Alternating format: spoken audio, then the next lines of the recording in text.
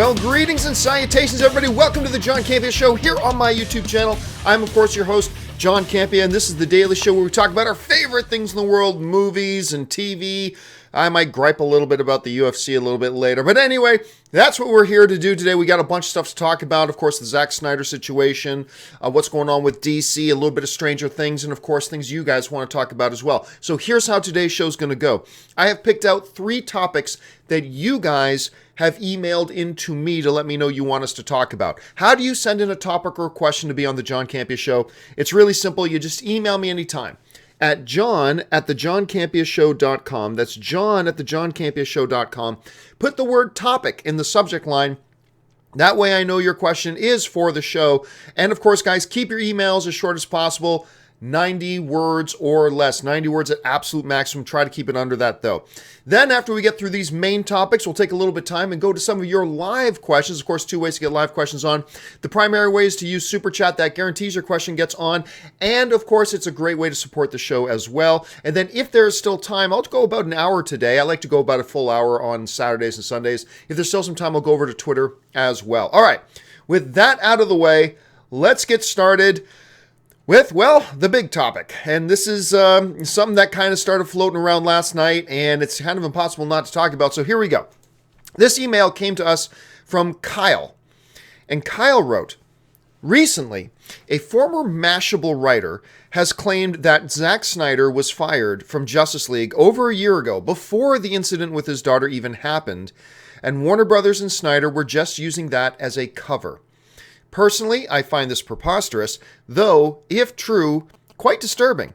What are your thoughts? All right, so look, as we all know, the official word, we know what happened last year. Zack Snyder and his family had just an unspeakable tragedy happen in their family, and then he decided to step away from completing Justice League. Joss Whedon stepped in, and there it is as the story goes.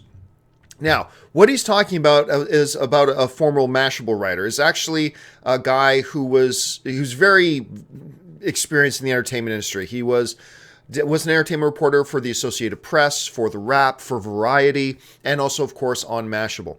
Anyway, he put this out on Twitter the other day. This is what's gotten everybody talking right now, for those of you who are just getting up to speed on this story. Here's what Josh Dickey wrote. Of course, again, worked for Mashable, Variety, Associated Press, The Wrap, very experienced entertainment journalist. He wrote out this the other day. Since I'm shifting into don't give a fuck mode, here's a hot one for you. Zack Snyder was fired from the DCEU just over 1 year ago. I couldn't write it quite that way at the time, but was able to tap dance around it. Clumsy, oblique headline was not mine. And then he references the article he did at the time, going back a ways. And this was the actual article that he wrote that appeared on Mashable, which is Zack Snyder's future at Warner Brothers DC movies, limited at best, dunzo, there's a great word for you in a headline, dunzo at worst. Now, he put this out quite a while ago and is now re-referencing it. So, where is this coming from, this notion that Zack Snyder was actually released from the project, that Warner Brothers had actually made the decision to fire him prior to the official departure of Zack Snyder? I'll let you know what I know, and I'll let you know what I don't know. I put out a tweet last night in response to that little bit of news coming out, and basically what I said was this, and this is the truth. I said, there are a lot of people who heard about this a year ago. I heard about it. Many of your favorite online movie hosts have heard about it, because believe me, at the time, many of us were talking about it.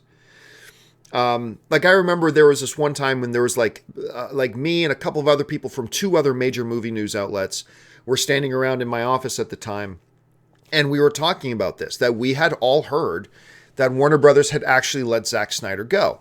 Now, unlike though, because some of you might be saying, well, why didn't some of you guys run with it? Well, unlike, say, the Ben Affleck thing, and unlike, say, the Jake Gyllenhaal thing, like I never had anybody from inside Warner Brothers itself tell me that. I never had anybody inside Warner Brothers tell me about the Zack Snyder thing. I heard from somebody that heard from somebody that heard from somebody. You don't run a story based on that. So I never would. And I know the people I was directly talking to, they had also all heard the same thing. They had reasons why they believed it, reasons why they didn't, but they were kind of in the same situation as me. I don't think anybody from inside Warner Brothers ever told them that. So it's not something you run with. And when you understand, like, of course, the circumstances surrounding that, the announcement comes out, we find out about Zack Snyder's daughter and what a horrible tragedy that was. And we find out about that. Well, you don't run with that story then. I mean, not in that climate. Not at that time. Not under those circumstances. You don't run with that. Maybe if you're a major news outlet and you have 100% confirmation from the president of Warner Bros., whatever, that yes, these are steps we took prior to this happening, maybe then you run with the story. Maybe. But I'm not even sure you do at that point. What was there to be gained from doing something at that point? So, like for me, I never knew that it was true or not. So to me, it was just more things you hear, more things you hear. A lot of times the things we hear are true. A lot of times the things we hear aren't true. Sometimes we get more direct sources and maybe then we can talk about it. But it was one of those things that, believe me, just about everybody in this industry had heard, but nobody really knew and nobody really ran with it. What is funny though, not funny, what is interesting though, is that when I put out that post on my tweet, when I tweeted out that, hey, listen, there were a lot of people who knew about this or at least heard about it, but we never know if it was true or not. I've had a couple of people in online journalism tweet back in response to that saying, we knew about it and we just decided to sit on it. And there's a couple of outlets that are claiming that now. So maybe they knew more than I actually knew. Maybe they knew more that some other people knew. That's all possible. Here are some reasons why I would tend to believe this story, that Warner Brothers actually fired Zack Snyder prior to the big announcement that he was departing. Here are some reasons why I would tend to believe it's true. And then I'm going to give some reasons why maybe we shouldn't believe it's true. Here's some reason. This is all circumstantial evidence, but here's what it is. So here's what would lead me to think that maybe it's quite possible that this is quite true. Number one, what is a fact, and we all know for a fact, is that there were a number of Warner Brothers executives prior to Justice League beginning filming that wanted to fire Zack Snyder prior to Justice League starting. We know that's not up for debate. That's truth. We know that that's true. There was lots of heavy debate and discussion at Warner Brothers, and a lot of the executives thought after the mixed reception of Man of Steel, after the mixed reception of Batman vs. Superman, a lot of people at Warner Brothers felt they needed to move on from Zack Snyder. Ultimately, what prevented them from doing it was just that they were supposed to start shooting in like a week or something like that. It was just too late to completely change directions, and they decided to move forward with it and thought that it could still be okay. So there was that. So there was already a large number of execs at Warner Brothers that wanted to move on from Snyder. We know that that's part of the case.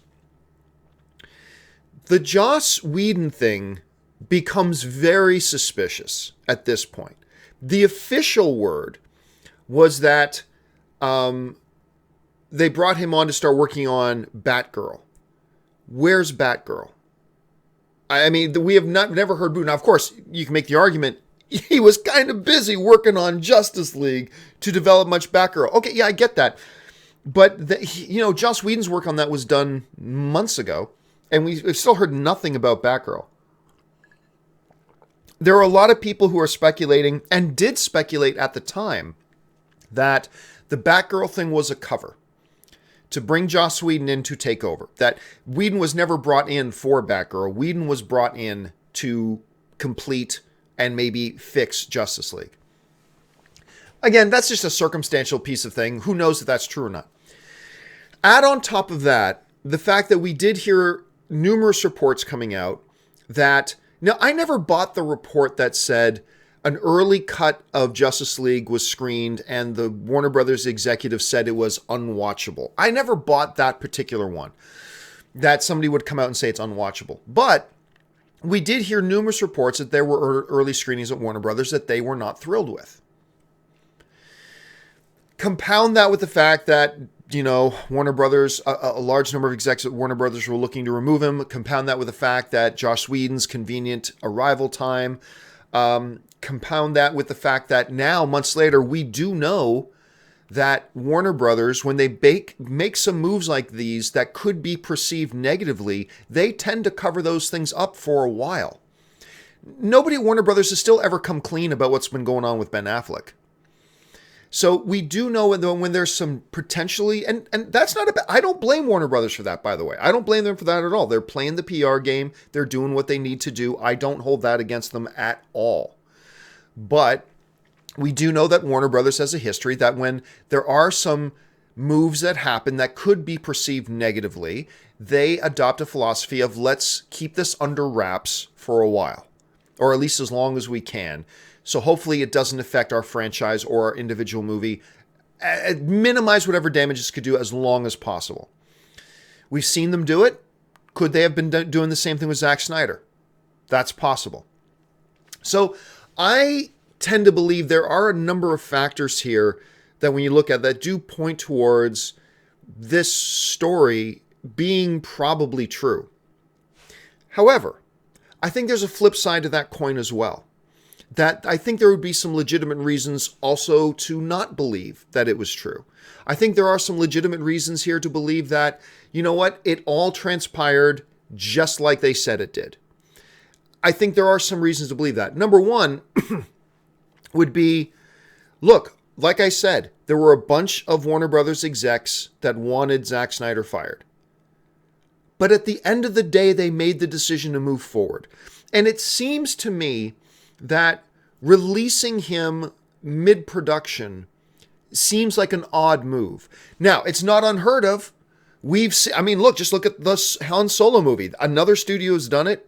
So it's not unheard of. Yes, it could have done it. But still, it strikes me as an odd move. I'm not saying impossible, but an odd one. So, yeah, there's that.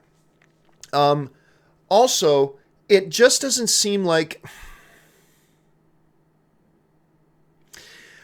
Once the movie was already that far into production, and once they made the decision that no matter what, they weren't going to bump the release date into 2018 to give Joss Whedon even more time, to me, it seems like that lessens the odds that understanding they had that tight of a deadline, that even if you didn't think the movie was working out the way you wanted it to work out, it just seems to me that maybe the more prudent thing to do is just carry it across the finish line as it is.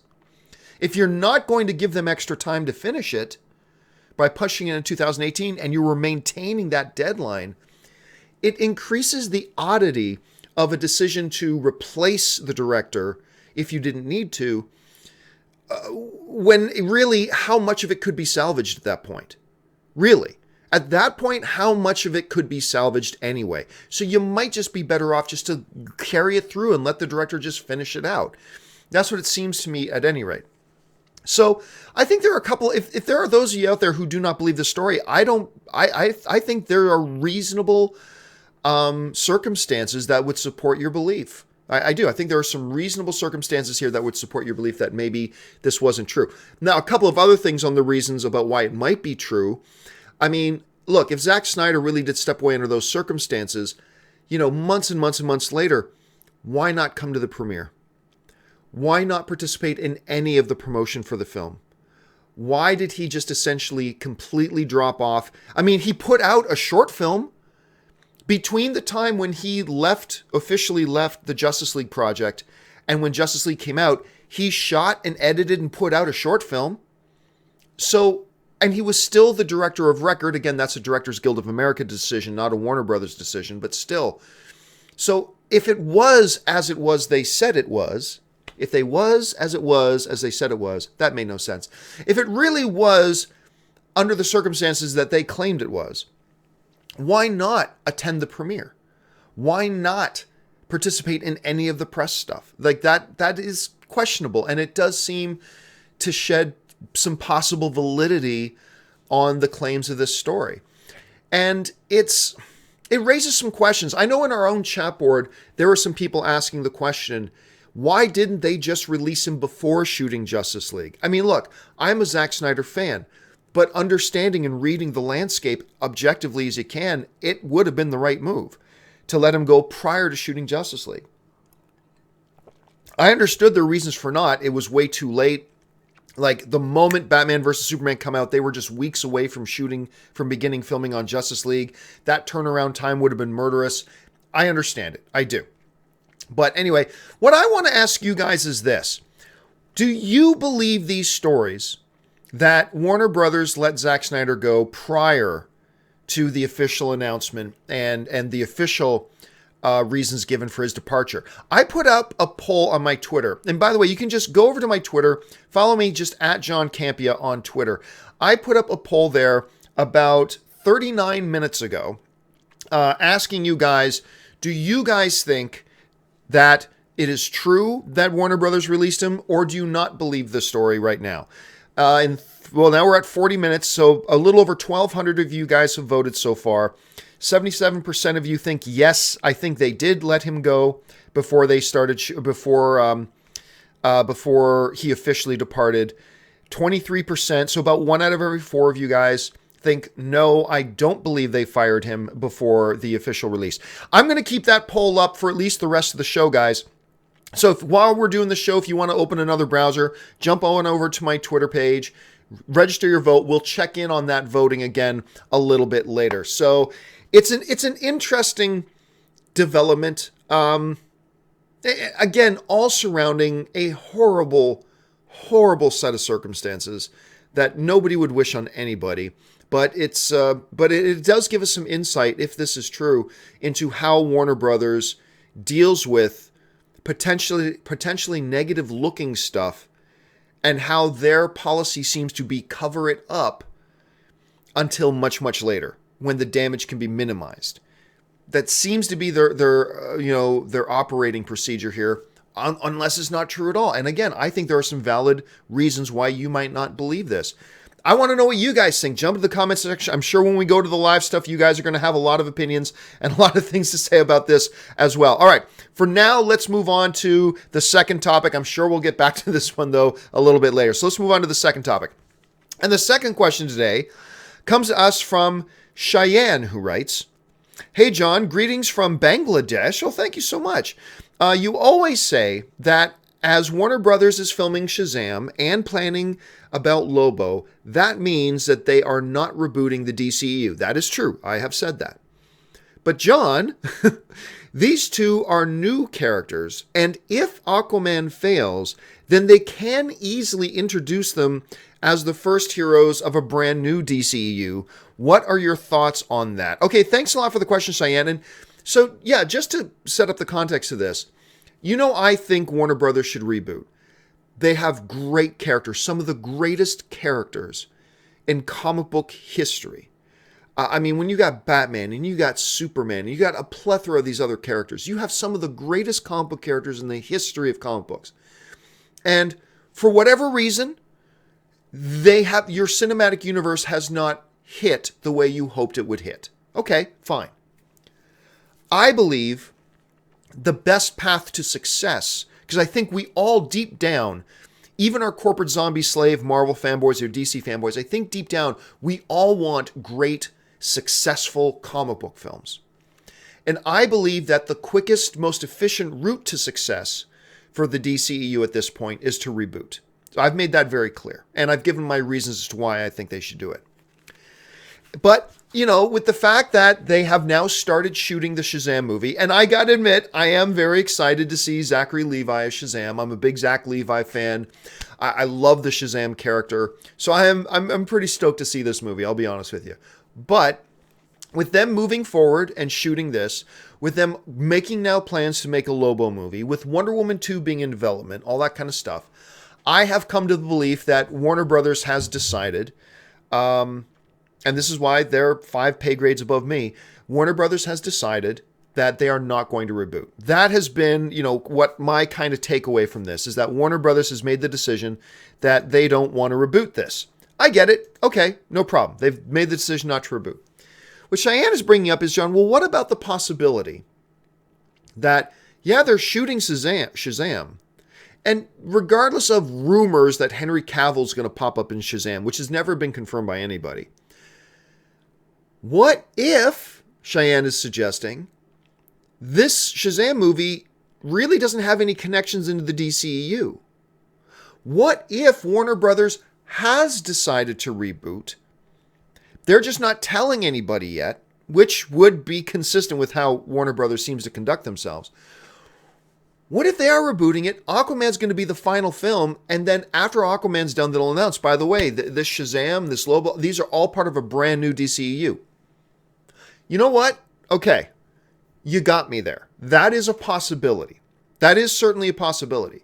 Because this isn't Shazam and the Flash. It's just Shazam. And aside from a few unsubstantiated rumors that Henry Cavill may appear in it, apart from that, we haven't seen or heard of anything that actually directly connects the Shazam movie that they're filming into the DCEU. Okay, I'll give you that.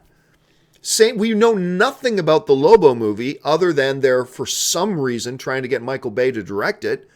So there's no direct connections to the DCEU that we can see at this point. Okay, I'll give you that. So I will say this. I still believe that Warner Brothers is not rebooting their cinematic universe. However, I think you got me that I can't say we clearly now see they're not rebooting. Like, I still don't believe they are, but I think you got me. I don't think we can say they are clearly not rebooting because you're right. There is a possibility that maybe post Aquaman, these projects and maybe others will be done in such a way that they divest themselves of the DCEU. Now, that brings up other questions, though. What about Suicide Squad 2, which they haven't started shooting? Because think about it. What we do know is that Shazam is coming. We have no official connections to that in the DCEU. We know Lobo is coming, or at least it looks like it, but we have no obvious connections between that and the DCEU yet at this point. It looks like they're going to be making that Joker movie, that Elseworld separate outside of the DCEU Joker movie. That is not connected to the DCEU.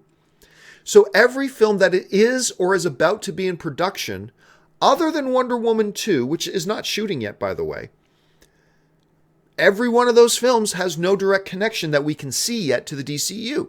Okay, you know what? I yield the point. I concede the point. I think you make a valid point, and I think that's something I'll have to keep in mind moving forward. All right, let's move on now to the final email question of the day. And the final email question today comes to us from Monica Bolden, who writes, "Hey, John, I've been watching your shor," I think you mean show. "I've been watching your show pretty regularly for the last 3 months and really enjoy it." Well, thank you so much, Monica. Good to have you on board. "I just read that Stranger Things Season 3 is only going to have 8 episodes instead of the regular 9. Do you think this means they are running out of story to tell? Some other reason? Thanks, and keep it filthy." All right, thanks a lot for the question, Monica. And yeah, so news did drop yesterday, I think late afternoon, that they've announced that unlike Seasons 1 and 2 of Stranger Things, Season 3 is only going to have 8 episodes. Now, I've heard some people wondering, does that mean either A, they don't have enough story to tell? Does that mean B, that perhaps they feel that their other seasons might have had a couple of filler episodes? Does it mean D or 3, that their budgets have been cut and all? Sure, these are all possibilities. But here, I think this is one of those situations where the most obvious answer is probably the right one. I have not talked to the brothers who run it. I have not talked to anybody connected with Stranger Things at this point. Not Sean Levy, not anybody. But it seems to me that the most obvious answer to this is simply they structured out their story and they looked at it and they just decided, hey, you know what? This story that we came up with works best with 3 episodes. Works best with 8 episodes instead of 9 or instead of 10. This works best with 8. Because if we look at our story, if we chop it up this way, we've got 8 really effective episodes. This is probably the premium approach for us, the right number of episodes. It's probably simply just that. Look, I was not the biggest fan in the world of Season 1 of Stranger Things. I enjoyed Season 1 of Stranger Things very much, but I was not like some people are losing their minds over. I thought it was just really, really good. I enjoyed it a lot. But honestly, if you really think back to that, you probably could have scaled that down 1 episode and made it a little bit tighter. There are some people that just didn't like episode 7. I think it's 7. Is it 7, everybody? The one with Seven off with her friends and stuff like that, off with her newfound family. A lot of people didn't like that episode, so maybe you could have got that. I personally love that episode, to be honest with you. And I really love season 2. But maybe there was some filler in there that you could have pared it down one episode, made it a little bit shorter, maybe. Again, I don't think they had a mandate to make it shorter. I don't think with the success it's had, I don't think Netflix was cutting their budget. I think it just really simply is they mapped out their story and they just believed, you know what, 8 episodes works best for this story. So let's go with 8. I believe if it would have been best with 10 episodes, they would have done 10. So I don't think it's a matter of running out of story or anything like that. I just think it's a matter of this story is told best in 8 parts. And away they went. So, I mean, who knows? Maybe we'll find out later. Some story will come out and we'll find out later there was something else to it. But I really do think the most obvious answer is probably the correct one. All right, guys. With that out of the way, it's time for us to go to the live comments and questions that you guys are sending in. Now, before we do, I'm going to take my I fully admit this is a shameless plug, but it is a shameless plug for the thing that keeps the lights on around here, which is, of course, my Patreon campaign. So I'm going to take this 1-minute commercial break for my Patreon campaign, and I'll be back in just 1 minute, and we'll get going with the live comments. Here we go. For those of you who have followed me for any period of time, you guys know that I made the decision recently to leave the corporate overlords. I no longer wanted to work for corporations. I wanted to be an independent content creator. And the only way I've been able to do that is by the support of my Patreon supporters. So what I would like to do is to ask you guys who watch my shows, who spend any amount of time with me every single month, to consider going over to www.patreon.com/John Campea. There you'll get all the information about what exactly does it mean to be a Patreon supporter of mine? What does being a Patreon supporter do for helping to make sure that shows like this one and all the other shows I do here on my channel can actually be produced? And on top of that, what benefits are there to being a Patreon supporter? And maybe if you guys can check that out, if you decide you want to be one of my Patreon supporters, that would be awesome. And if you don't, that's perfectly fine too. I'm just happy that you guys have decided to be here today and be a fellow movie fan and join us in the conversation. So go and check out the website, see if you want to become a Patreon supporter. And now let's get back. All right, guys, and a special thank you to all of you who are already Patreon supporters of mine. You guys truly are the reason these shows can even exist. All right. Let's get on over to the live questions, guys. And by the way, you got 1 more minute to send in live questions, and then we are full up. We've got all the live questions that we can handle, so you got 1 more minute, and then cut it off, okay? All right, so here we go. And we get started with Alexander Olafsson, who writes, my favorite team to see Sweden face in hockey is Canada. So good luck in the Olympic hockey games, a Swedish hockey fan. Man, Team Sweden is so freaking good. I remember I watched the World Junior Hockey Championships over the Christmas holiday.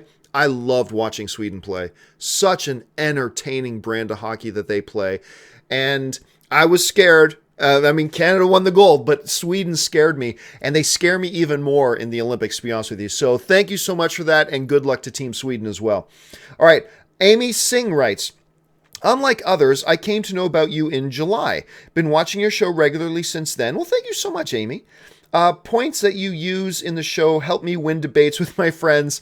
Hope you reach 1 million subs ASAP. Well, thank you so much, man. I don't know that I'm ever going to reach 1 million subs. That's not the kind of stuff that I do, but thank you so much. You know, one of my goals is hopefully that whether you agree with me or disagree with me, I hope that you take away from our discussions here on the show that equip you a little bit more for your movie discussions with your friends. Whether you agree with me or disagree with me, I just hope you walk away even more equipped for your movie discussions that you have. So thank you so much for sharing that, Amy. I appreciate that. Let's see. Carlos Camejo writes, in your opinion, who has never made a good movie? My opinion, who has never made a good movie? Are you talking a studio? Are you talking a director? Are you talking an actor? Are you talking... you have to be more specific. I don't know, man. It's hard to think of anybody who has never done something good. It's very, very tough for me to think about that. It's an interesting discussion. Maybe you guys pick it up in the discussion in the live chat right now. Who do you think has never made a good one? Jump down in the comments and let me know. Thanks a lot for the question, Carlos. Chris Martin writes, Could there still be some sort of Luke versus Kylo confrontation? I want to see them duel so bad. Oh, absolutely. You guys know that I believe there is a chance. If I had to put $5 on it, I wouldn't bet on it. But I think there is a chance that Luke is still alive. I believe there's a chance that Luke's still alive. I believe there is a 5% chance that JJ will write something in that Luke force teleported himself or something along that he's not actually dead. So yes, I believe there's a chance. But even if he is dead, seeing now Yoda actually bonk a living Luke on the head with his ghost stick, Force Ghosts can have physical, tangible touch. Even in the original films, we saw Obi-Wan sit down on a tree. Why does a ghost need a tree to sit down? Well, Obi-Wan did it. So even if Luke is dead, I think it is possible that we could see a Force Ghost Luke pull out a lightsaber and go to town. I don't know. All I'm going to say, is it likely? Probably not. Is it possible? I believe there are several ways in which it is possible. All right, let's see here. Suajith writes, I love Marvel movies, but they can be more sincere to the drama in some of their stories. They wink at the audience with a joke when something dramatic happens, bordering on self-parody sometimes. Infinity War might fix this. Well, hold on a second. You're assuming that means it has to be fixed. A lot of the audience loves the way Marvel does their things. And to me, look, some movies are more comedy than others. For instance, Thor Ragnarok, Ant-Man. Those movies are more comedies than others. Whereas you get other films like Civil War, where I believe they just put a really nice balance of dramatic, hard-hitting, fun, and funny. And they mix those in to give a really nice balance to the audience. And I know a lot of the audience, including myself, really appreciate that, which is why so many people love their movies and so many people go out. I don't believe there's anything that needs to be fixed. I believe it works perfectly well. And Infinity War, I have no doubt, they will have heavy and hard hitting. And then to make sure it never gets too heavy, they will sprinkle it in with humor to keep it a little bit lighter at the same time to maintain a balance. That is what Marvel has always done. I believe that's what they'll always do. And I do believe they'll have some movies that will lean more towards the comedic. They'll have some movies that lean towards the dramatic, like Black Panther. But again, you're saying something needs to be fixed when the vast majority of the audience loves that they do that. So it's a tricky decision. It doesn't work for everybody, but no movie works for everybody, except for Paddington 2. Paddington 2 works for everybody. But anyway, yeah, that's just my thoughts. Thanks for sharing your thoughts, Judith.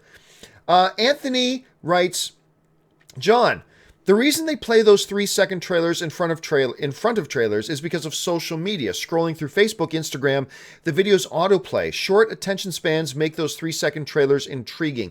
No, they don't. But you're not wrong about that's why they do it. Because remember, I went off the other day about somebody asked, why do they put that annoying? What's with the new habit of putting those annoying a 3-second montage of the trailer before they play the trailer?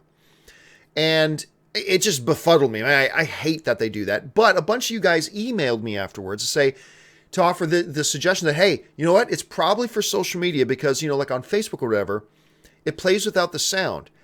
And let's take the Venom trailer, for example. If you just saw the first 3 seconds of the Venom trailer as the trailer, you wouldn't know it's a Venom trailer. Because it starts with that quiet, serene picture of water and a lake and slowly moves over to somebody laying in a hospital bed. And if you were just scrolling by that and that was in the first few seconds, you wouldn't even know it was a trailer for Venom and you would just scroll right by.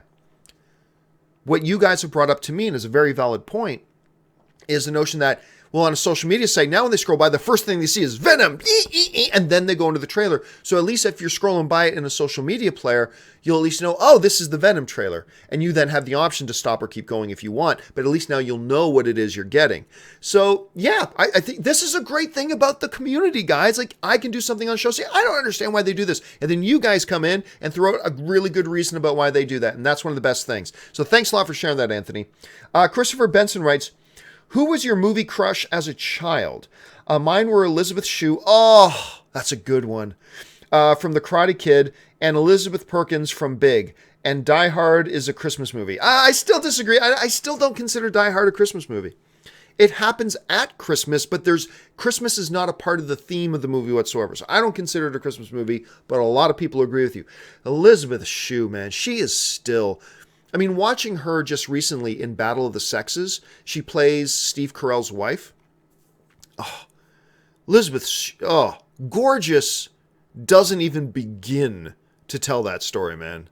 Gorgeous doesn't even begin to talk about Elisabeth Shue. I mean, she's maybe one of the most beautiful women ever in the history of film. I don't, when I think about some of the most beautiful women in the history of film, some of the most handsome dudes in the history of film, I probably never think Elisabeth Shue. And now you brought it up and it's like, well, of course Elisabeth Shue. Good God, yeah. For me, my first real big, huge celebrity crush, I wasn't all that young, but I remember Jim Carrey's The Mask. All right? And you had this new actress by the name of Cameron Diaz, who at the time, I mean, was molten lava hot. And the way she played, like her character was just supposed to be so sexy, right? And the way she played the role was so sexy. I mean, anybody, a beautiful woman can stand there and look beautiful, but Cameron Diaz took that role. I'm not saying she deserved an Oscar or anything for it, but she played it so hot and played it so sexy that she is probably 40% of the reason why I watched that movie about 75 times. Now, my celebrity crushes evolved over time. I think after Cameron Diaz was my celebrity crush for a while, and then after her was Courtney Cox, and then after Courtney Cox was Jennifer Garner. And Jennifer Garner is still probably my number one celebrity crush, to be honest with you. I don't know why. I'm enamored with Jennifer Garner. Anyway, so there we go. All right, let's move on. Chris Martin writes, could they possibly add some songs from the Lion King musical for the Jon Favreau film? Well, by Lion King musical, do you mean the stage play that had some songs that weren't in the movie, or are you talking about from the movie? Because I believe they are planning on using a couple of the songs in the movie, I think, if I'm not mistaken off the top of my head. I don't know that for sure, but I'm sure they could. I mean, they own the rights to all of it, so they could do whatever they want with it, I would guess. Maybe. Interesting thought. Let's keep our eyes open for that. KW Garrett writes, I'm stuck home with the flu. Oh man, I was there recently. So I'm watching Lord of the Rings. Good choice. What movies do you watch when you're under the weather, other than Star Wars? You know what? Surprisingly enough, Star Wars isn't my go-to under the weather watching movies. Usually it's comedies. When I'm feeling crappy, I usually go to comedy, either physically or emotionally. I usually go to comedies. And the ones that are always my automatic go-tos are A Fish Called Wanda, The 40-Year-Old Virgin, Noises Off, Mystery Men, and Step Brothers. Those are my go-to comedies usually when I'm feeling kind of sick and crappy, because those movies never fail to lift the spirits. Those movies never fail to get a smile and a laugh out of me, no matter how bad physically or emotionally I'm feeling at the time. Those movies just do this. So those are my go-to ones. I highly recommend those. Daryl Best Wadley writes, are you a fan of any 1990s African-American sitcoms? Martin, Fresh Prince, Jamie Foxx Show, Wayans Brothers, Steve Harvey Show. Like most people, I was a fan of Fresh Prince of Bel-Air. I love that one a lot. Wasn't a big fan of the other ones, though. But then again, I mean, I wasn't a fan of most of the 90s sitcoms, period. I mean, I think there's like 1 out of every 8 sitcom. I think that's true today. I think 1 out of every 8, maybe even 1 out of every 10 sitcom is worth a damn. Most sitcoms are terrible. Now, when you can hit with a sitcom, then you got something that can go a long time. But let's call it what it is. The success rate of sitcoms is minimal. Minimal. So I would say out of those, probably only 1. But, I mean, take the African-American part out. And if you were just asking the question, are you a fan of any of the 90s sitcoms? It's probably only 1 out of every 10 that I was a fan of. So, but yes, like everybody else, I was a big fan of Fresh Prince of Bel-Air. Let's see. Sujith writes again, thrilled about Dr. Neil deGrasse Tyson returning for Cosmos Season 2. Yay. I'm a big science buff. Have you watched Season 1? I didn't watch all of it, but I did watch a bunch of it. It's totally fascinating stuff. Like, between him, Bill Nye, I mean, we need more people in our pop culture consciousness who we celebrate because they're smart. I like that. Who celebrate science, who celebrate all that stuff. I love it. So we need more of it. And yeah, I think he's really cool. I got all excited when I saw him pop up in Batman versus Superman, actually. Well, one quick question too. At the Rogue One premiere, the highlight, like you get to meet and see a bunch of people at these premieres, that's fine. But Anne's highlight, I wish I had the picture here available, but the biggest thrill Anne had, because she grew up as a huge fan of Bill Nye, the science guy, he was there and she got to meet him and get a picture taken with him. And that made her, that made her night. I mean, made her month, really, because her and her brother grew up watching that stuff a lot. STMNZD writes, your thoughts on YouTube film essays? I'll be honest with you, I'm not quite sure what it is you're talking about. So I'm not, either you're not describing it correctly or I just don't know what you're talking about, which is totally possible. This is quite often I don't know what people are talking about. So can't comment on that. If you guys know what he's talking about, jump in the comments, discuss amongst yourselves. Anthony writes, have they officially revealed the Deadpool 2 title yet? None of the posters or trailers even show the title. It's just the date. How will they unveil it? Oh, I mean, I'm thinking it still just might be Deadpool 2. I'm still thinking Deadpool 2 is just the title. I could be wrong about that. They could put out an official title. Is it important? No. All people are looking for is the name Deadpool. And that's all that's the really important thing. So I don't really think it's important what they title it. If I were them, I'd just go with Deadpool 2. If they can come up with a big creative name, more power to them. I like Deadpool 2. Sujith writes, thoroughly excited about Thoroughbreds after watching the trailer. Why was this movie's release delayed for so long? For those of you who don't know what he's talking about, there's this really, I talked about it on the show maybe about a month or so ago. There's this movie coming out called Thoroughbreds that stars Anton Yelchin. But John, Anton Yelchin died like years ago. Yeah, I know, but this has been sitting on the shelf for a while. There have been many examples of movies that sat on the shelf for years. A great example of that is the Chris Hemsworth remake of Red Dawn. That movie was literally sitting on the shelf for years before they decided to release it. I guess they all knew, hey, this Chris Hemsworth kid's going to be in the new Thor. Let's wait till Thor comes out, make sure he's a big popular star, then we'll release. I don't know. They had their reasons. Maybe they couldn't get distribution. Maybe they didn't have finishing funds. It is obviously a smaller film. So there are 100 reasons about why it may have. There's 100 different reasons why many films sometimes sit on the shelf for months, sometimes years, before they finally get put out. I think the trailer looks fantastic for Thoroughbreds. If you haven't seen the trailer yet, check it out. It's on YouTube. I think you're going to enjoy it a lot. Curtis Lopez writes, did you see Natalie Portman's new rap when she hosted SNL last week? Her prequel boy is hilarious. I did see it, and I thought it was great. She hasn't lost a step. Now, there was one she did years ago. Was it 10 years ago? I can't remember. Natalie Portman was on Saturday Night Live almost 10 years ago. Let's say almost. I can't remember exactly how many years ago it was. And she did this like total gangster rap thing, and it was hilarious. She did it again, and I thought when she was starting it, I thought, oh, this is just going to be kind of sad and cheesy. But it wasn't. It was hilarious. If you have a chance to check it out, go check it out. Chris Martin writes, has there been any news on a Ted 3 with Seth MacFarlane? I actually like Ted 2 better than the first one.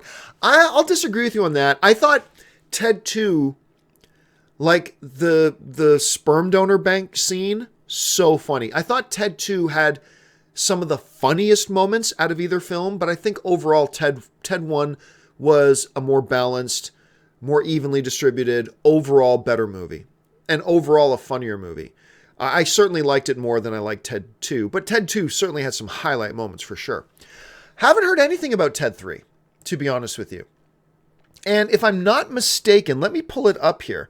If I'm not mistaken, I think the box office on Ted went down. I think the box office for Ted 2 went down. Let me just pull this up here for sure. The first Ted made almost $550 million at the box office worldwide. $549 million on a $50 million budget. That's huge. So obviously they were going to do a second one. The second one, made 216. It dropped by more than half. First one, actually well more than half, like 2/3. The first one made $550 million. The second one made $216 million. So that is not just a downward trajectory. That's a stone in the water. That's huge dip. So I would not be surprised if they decided not to do another Ted movie. Not to mention, Seth MacFarlane right now is super busy. Not only does he still have Family Guy going and all that stuff, but he's also got his, what's his Star Trek ripoff show again? Not Voyager. The Orville, that's it. He's also got his Star Trek ripoff show that's going and got picked up for another season. So he's busy with that. So I don't know that we're ever going to see Ted 3, to be honest with you. Henry Stevens writes, are you a Doctor Who fan? Bring on Jodie Whittaker. Not a Doctor Who fan. I used to watch Doctor Who reruns when I was a little kid, but I have not watched any of the modern Doctor Who at all. And I've got some friends who are big fans. It's never appealed to me. And I know a lot of you are screaming at your computer monitors, John, if you give it a chance, you'll love it. Okay, maybe that's true, but I don't have a lot of time to watch TV, so I don't dislike Doctor Who. I don't watch it. That's all. Curtis Lopez writes, what's your favorite reality TV show? Sports. Sports is my favorite reality TV show. Because it's the only reality TV that's actually real. If you believe any of the other reality TV shows are real, then I've got a bridge to sell you. But then, other than that, the real reality TV show I really like is Ultimate Fighter. Ultimate Fighter is the best because it's real combat, it's real competition, it's real life, it's real results. And I'm still sure that part of that is staged and scripted too. But yeah, sports is the best reality TV.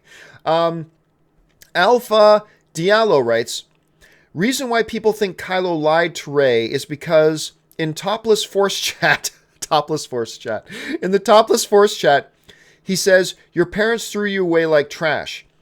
People think Throne Room Revelation is callback to that. P.S. Your work inspires me daily. But remember, he said to her, you know the truth. Before he brought anything up, she's the one who first said they were nobody. It was her. She knew it. I knew it. A lot of people knew it before this movie ever came out. That is the right direction for them to go with Rey. I'm convinced personally. And I think it's the only direction they needed to go, that they should go. All right, let's move on to the next one. Dr. Ronald Lim just sent in support. Thank you so much, Ronald. I appreciate that, man. Jose M. writes, if you were Snyder, would you ever work for Warner Brothers again? If you were a movie director, would you ever work with one of the biggest movie studios again? Yes. Look, at some point, you just got to be a professional and go, hey, we tried this one thing and it didn't work out the way we wanted to. So we needed to move on. You got to be able to go, okay, fine. That's cool. You can't be, you don't like my stuff? I think if I'm Zack Snyder, and let's look at it this way. Warner Brothers made a decision, if, that's a huge if the stories are true, then Warner Brothers made a business decision based on business information they had in front of them. And if the story is true, and again, it's a big if, then Warner Brothers could have just said, we fired Zack Snyder. We did not like the movie he was making, we fired. They could have said that if they wanted to. But they decided to do the opposite of throw Zack under the bus. They decided to cover for Zack and let Zack and themselves save face, if it's true. And we don't know if it's true or not. So, yeah, I think if I was Zack Snyder, I would continue. Yes, I had my feelings hurt. But, I mean, I think he understands this is a business. If they made a business decision based on business reasons, then, hey, that's the deal. If they still want to work with me in other films, yeah, why not? Why would you want to close off your options like that? Let's see. Curtis Lopez writes, best talk show host of all time. Oh, that's easy. Johnny Carson.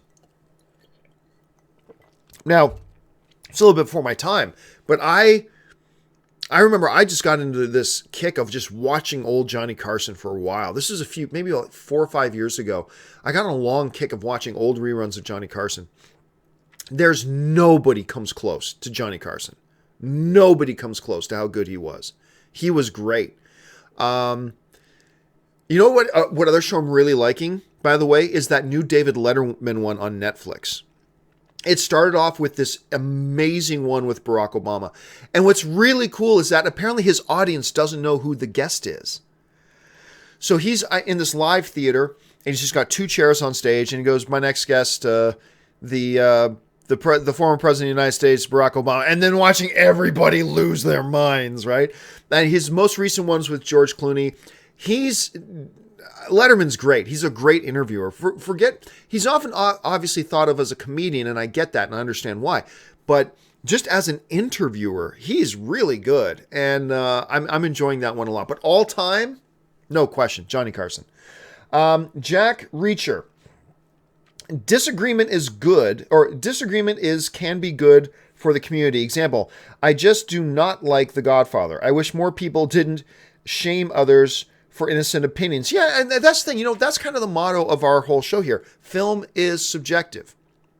That means no matter what you love, somebody's not going to like it. No matter what you hate, somebody is going to like it, and vice versa. There's going to be things that everybody loves that you just so happen to not like. There's going to be things that everybody else hates that you happen to love. That's the subjective nature of film, which means we can debate and discuss and share thoughts and ideas, but we never shame somebody. Like, I hate the prequels.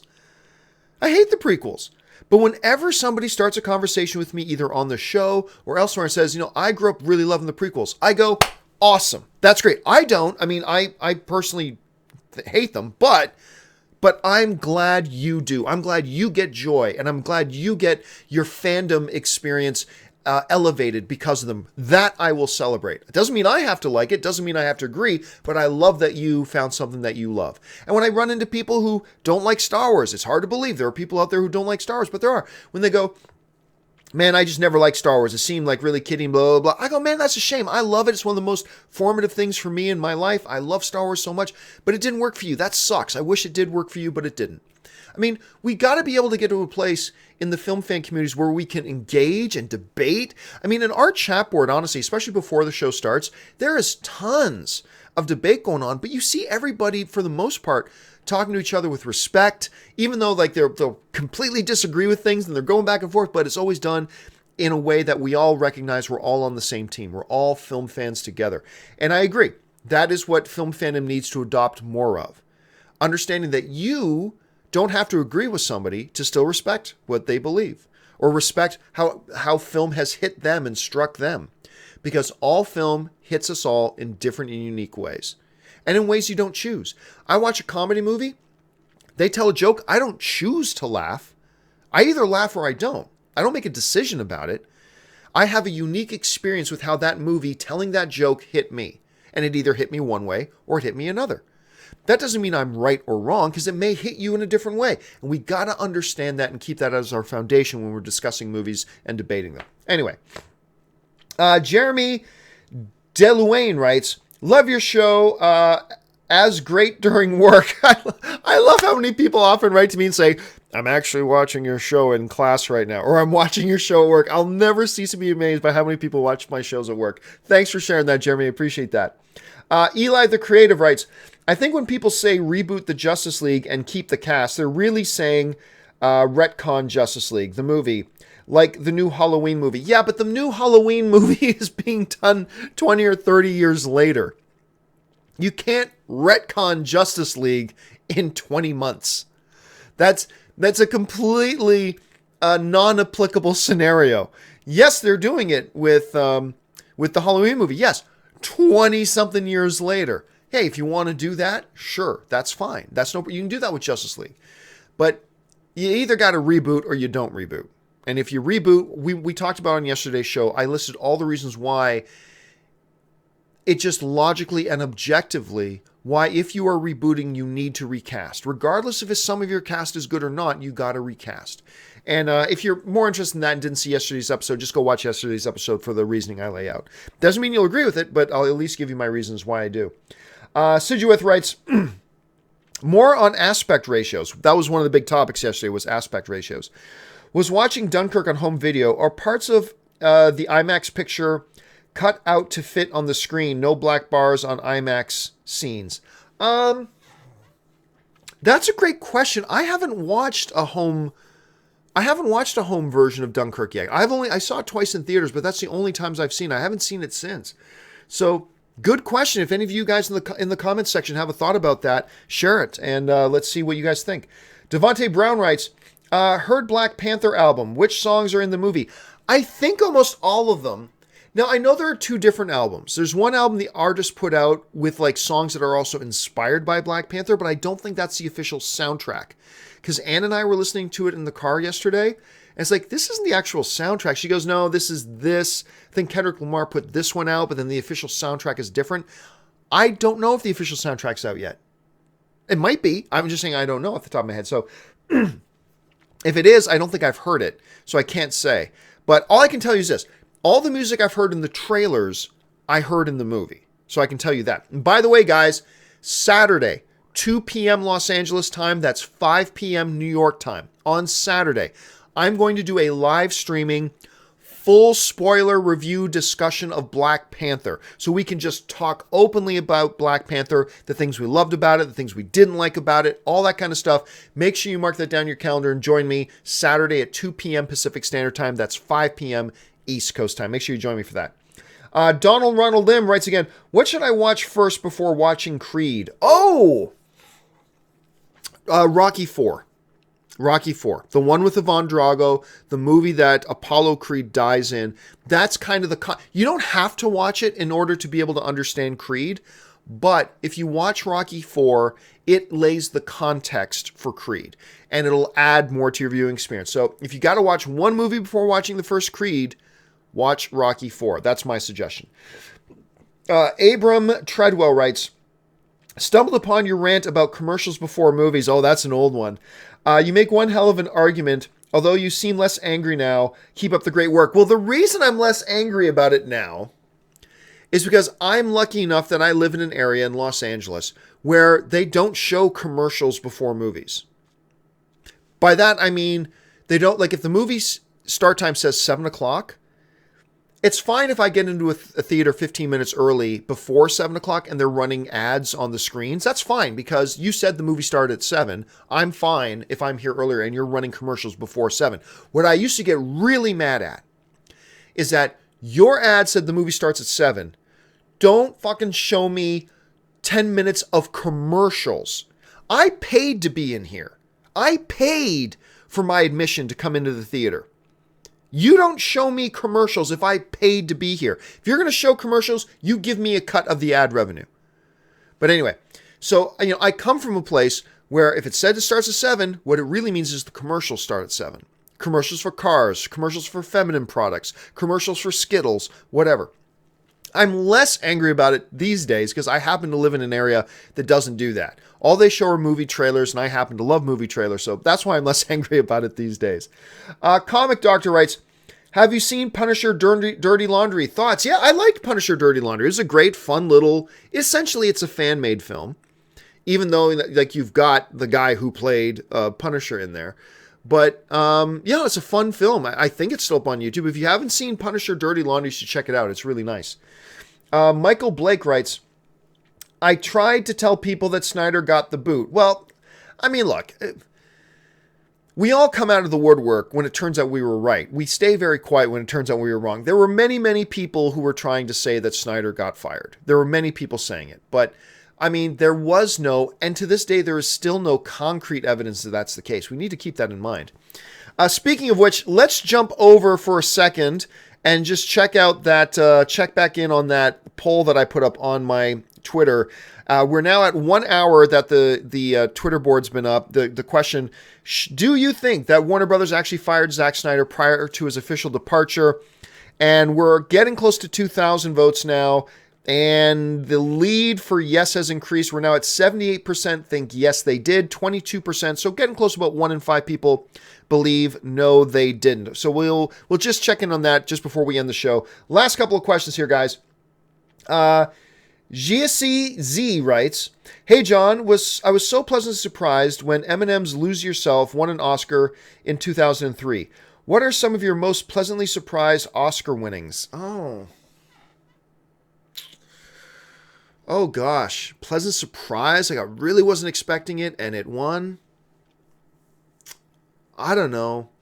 I'd have to think about it. Like one that I was truly surprised and pleasantly surprised that would happen. It's a good question, man. But it's something I would need some time to actually sit around and think about. But what about you guys in the chat board? What are some of your most pleasant surprises? That's a good one, though. That's a good. I would have to really think about it, though. Trojan of Narnia writes, Luke Skywalker versus Superman. Who wins? Let's see. Luke Skywalker versus Superman. Who wins? Superman. I'll go Superman. Maybe I'd answer differently tomorrow, but today I'll say Superman. Devontae Brown writes, heard Venom's connected to animated Spider-Man. True, I don't think so. There are some people suggesting that. I don't think it is. Sujith writes, finally, thank you so much for this healthy platform for movie fans to discuss movies. You are the best. Regards to Anne. Hugs to your cute doggies. Thank you so much, Sujith. I appreciate that. I'm sure the community appreciates it too. Ben Rayner says, Stranger Things Season 1 had 8 episodes. I thought it had 9. Did it have 8? Okay, well, thank you for pointing that out. I didn't realize that. Haskell420 writes, hey, John, good morning from Long Island. I like home of my all-time, other than the Toronto Maple Leafs, my all-time favorite hockey team, the New York Islanders.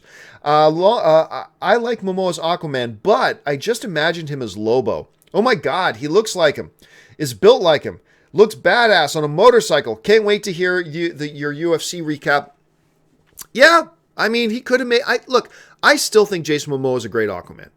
Could he have made a good Lobo? Sure, absolutely could have. It is crazy how many people have been tweeting about that recently. But as far as UFC recaps, I don't know when I'm going to get to do them, but I hope to do them sometime. But yeah, I mean, there's a lot of people going, my God, Jason Momoa should have been Lobo. True, he could have been a good Lobo, absolutely. But I do think he makes a great Aquaman. Okay, let's move on here. Chris Martin writes, what did they give you for the bronchitis, as you say? There's nothing you can really do for it. I mean, I would take some Mucinex to try to loosen it a little bit. I would try to control it a bit with Halls and hot tea. But once the Halls was done in my mouth, or the tea was done in my mouth, then the coughing would come back. There's really not much you can do except ride it out. Just get lots of rest. That's what I had to do. Laurie Scott writes, do you consider Hannibal Lecter a villain or an anti-hero? What about the Mads Mikkelsen villain version? Oh, I definitely consider him a villain with multiple layers. He's not just a mustache-twirling evil person, but I do think, and I do also consider Mads Mikkelsen's version of villain as well. Is there a little bit more gray area to his villain than others? Yes, but I personally still consider him a villain. I still have never finished Hannibal Season 3. I never finished Hannibal Season 3. I heard that they canceled the show, and so I kind of ditched the show. Because I thought, what's the point in finishing it? But I got to get around and finishing that, I think. Anthony writes, if you had to choose a superpower, what would it be? Probably super strength would probably be the one I would choose. Chris Martin writes, the doctor gave me benzoate. I'm not quite familiar with what that is, but please let me know if you find it effective. Because I get it about once a year.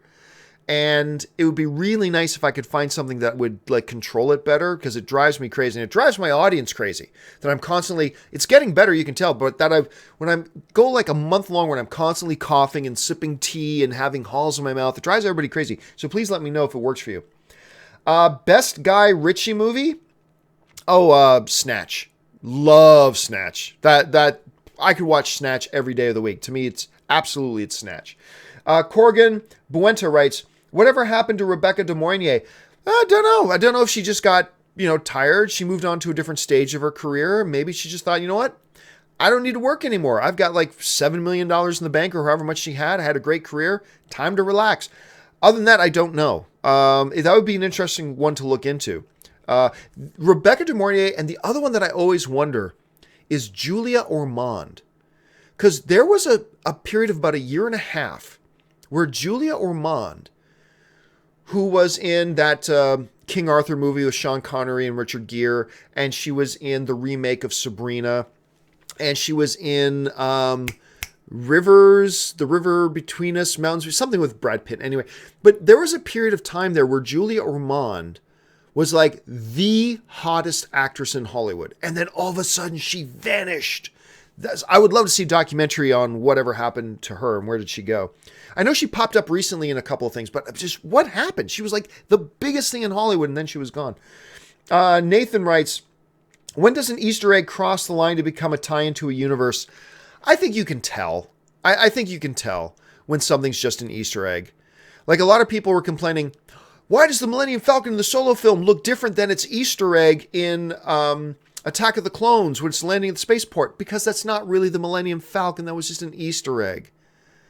Kind of like in the Star Trek movie when a part of the space debris was actually a little R2-D2. Does that mean that Star Trek and No, it was an Easter egg. It's an Easter egg.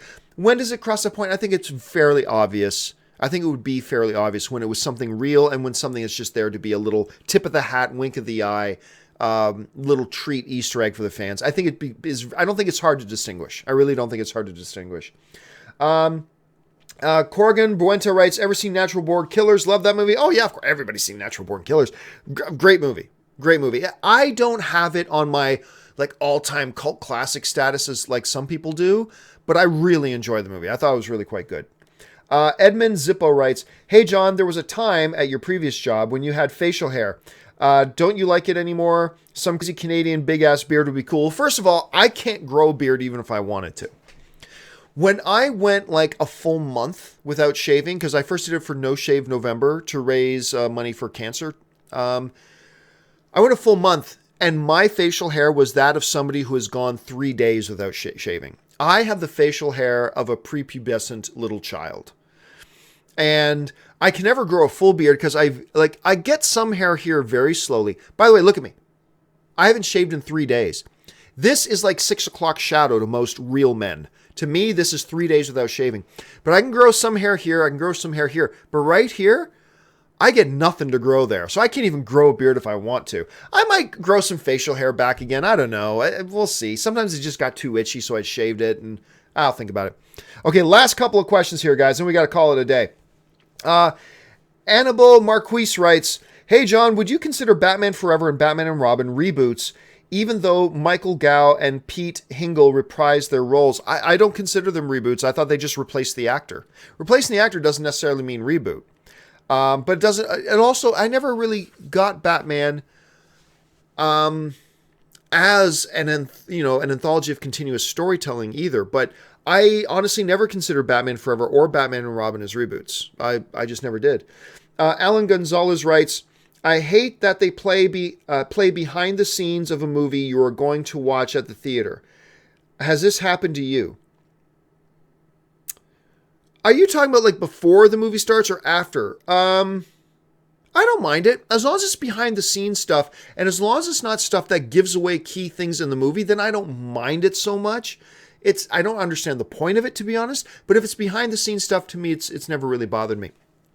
All right, guys, that will do it for me for today's Sunday installment of the John Campea Show. Thank you so much for joining me. Really appreciate you guys being here. Listen, don't forget, since you're here, if you're not a subscriber to my YouTube channel, take a second, click on that subscribe button. Keep up to date on all the videos that I'm doing around here. Also, make sure you click the thumbs up button, share this video around. Make sure you follow me on social media simply at John Campea. And again, special thanks to all you guys who are Patreon supporters. If you like my shows, take a second and check out my Patreon pages to see if maybe you'd want to become one too.